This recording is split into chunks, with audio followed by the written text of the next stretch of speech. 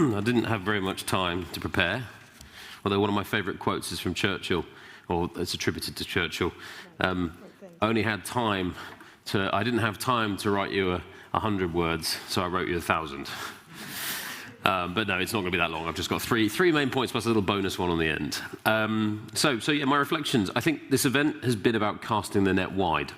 We've got people in the room here that are mixing with the fusion folk who don't normally mix with the fusion folk and vice versa. We've got financial, politically connected, people who are okay with investment, big policy, government, and so on, connecting with people who understand fusion in detail, or indeed from some of the private companies as well. So a real range of people here, and that's important because we should be communicating more. This communication needs to grow. I think Ralph was one that said, one of the most concerning things I think I've heard in the last 2 days was, if we have the informed, well-connected people in the room here and they didn't even know what fusion was before they came in, we've got a problem.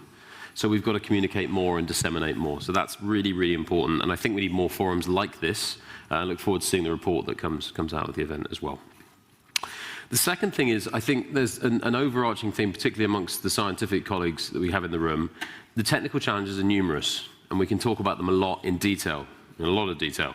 It's very easy to get bogged down in those, okay? We should not let them stand in the way of progress. Everyone knows what they are. We're very unified on what they are. There are very few companies out there, or labs, saying that the problem is not a problem.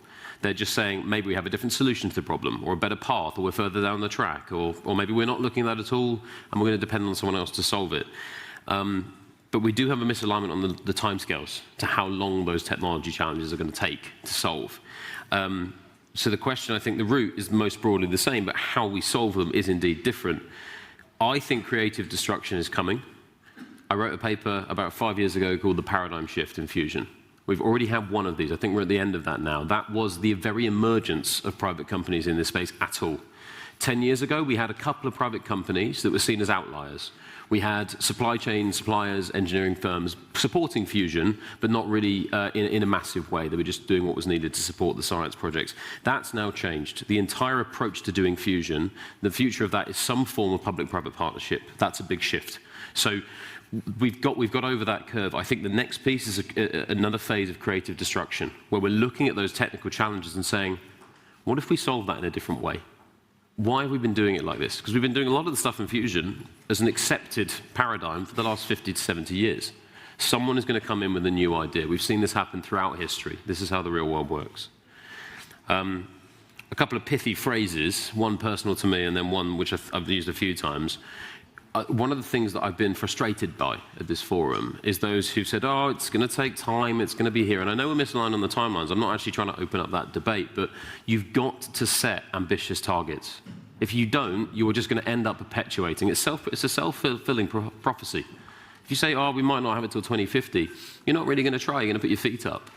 If I have a deadline and I go, yeah, it's 6 months away, it's fine. I won't start till 3 months before. If I've got a deadline tomorrow, I'll be working for 24 hours to get that done.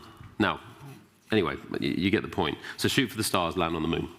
The pithy one for me, and I quite like this, was I was once told in a forum similar to this actually a few years ago, a mantra that stuck to me, which was, you're too young to realize what you're suggesting isn't possible, so you might just end up doing it. And it really stuck with me because that kind of signals all of the historical innovations that have happened. Someone said, no, you can't do that, and someone's ended up doing it.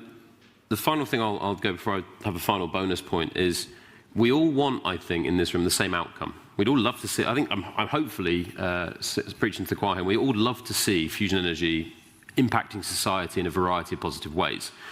The path we see to get there and the reasons, the motivations, whether it be financial, societal, altruistic, technical, you have all reasons, different reasons that you want to get there, but you've got to work out the alignment. You've got to look at those different things and work out what do we all want, the same thing at the end goal. How do we work together to get there? So I think there's just a sort of general message that through some form of collaboration, like making a puzzle, we've got to get it work.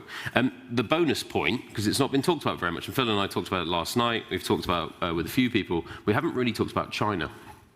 Now, I'm not going to get into geopolitics here, actually. I'm just going to talk objectively about the behemoth that is the Chinese fusion program. I think there's a race on already, and the Chinese know it. China's program is impressive. They're building a new tokamak called BEST. They have a major facility that they've pumped $1 billion, dollars, over the last, I think, 5 years. And my understanding is either nearly complete or is now complete. I asked one of my engineers, okay, tell me about that aspect of craft that he knew about. It was a liquid metal test facility. He goes, we did that in Italy in 2005. I said, okay, how long did it take you to build that? He goes, about 4 years. And I said, well, they've done that in 6 months. So everything you thought they knew, they're now going to know faster, and then they're going to go beyond.